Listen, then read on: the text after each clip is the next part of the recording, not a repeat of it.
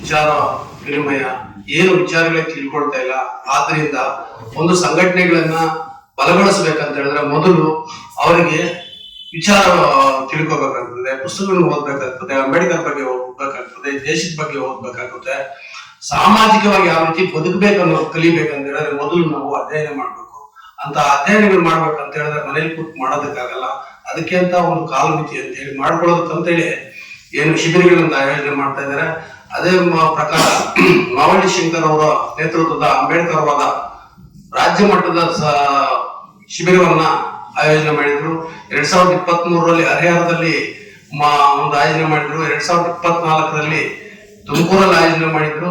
ಮತ್ತೆ 2025ರಲ್ಲಿ ಬನ್ನೇರುಘಟ್ಟದಲ್ಲಿ ಆಯೋಜನೆ ಮಾಡಿದ್ರು. ಮತ್ತೆ ಈಗ ವಿಭಾಗೀಯ ಮಟ್ಟದಲ್ಲಿ 4 ವಿಭಾಗಗಳಿಂದ ಅಂದ್ರೆ 4 ಡಿವಿಷನ್ ಮಾಡಿದ್ದಾರೆ ರಾಜ್ಯನ.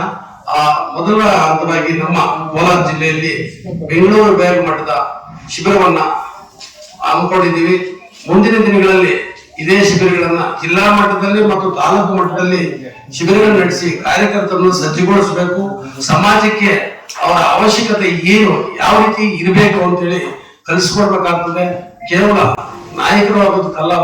ನಾಯಕರಾಗೋದಕ್ಕಿಂತ ಮೊದಲು ಸಮಾಜಮುಖಿಯಾಗಿ ಬೆಳೆಯೋದಕ್ಕೆ ಅನುಕೂಲ ಆಗ್ತದೆ ಅಂತೇಳಿ ಇಂತಹ ಒಂದು ಶಿಬಿರಗಳನ್ನ ಆಯೋಜನೆ ಮಾಡ್ತಾ ಇದ್ದೀವಿ.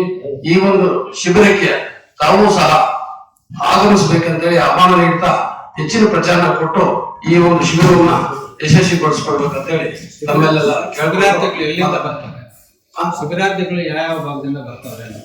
ಶಿಬಿರಾರ್ಥಿಗಳು ದಾವಣಗೆರೆ 8 ಜಿಲ್ಲೆಗಳಿಂದ ದಾವಣಗೆರೆ, ತುಮಕೂರು, ಚಿತ್ರದುರ್ಗ, ಚಿಕ್ಕಬಳ್ಳಾಪುರ, ಬೆಂಗಳೂರು ಗ್ರಾಮಾಂತರ, ಬೆಂಗಳೂರು ನಗರ ಮತ್ತು ಕೋಲಾರ ಜಿಲ್ಲೆ, ರಾಮನಗರ ಈ 8 ಜಿಲ್ಲೆಗಳಿಂದ ಕಾರ್ಯಕರ್ತರು ಸುಮಾರು 300 ಜನ ಪದಾಧಿಕಾರಿಗಳು ಮತ್ತು ಕಾರ್ಯಕರ್ತರು ಈ ಒಂದು ಶಿಬಿರದಲ್ಲಿ ಭಾಗವಹಿಸ್ತಾರೆ. ಭಾಗವಹಿಸಿದ ನಂತರ ಮುಂದಿನ ದಿನಗಳಲ್ಲಿ ಜಿಲ್ಲಾ ಮಟ್ಟದ ಶಿಬಿರಗಳನ್ನು ಆಯೋಜನೆ ಮಾಡೋದಕ್ಕೆ ರೆಡಿ ಆಗುತ್ತೆ.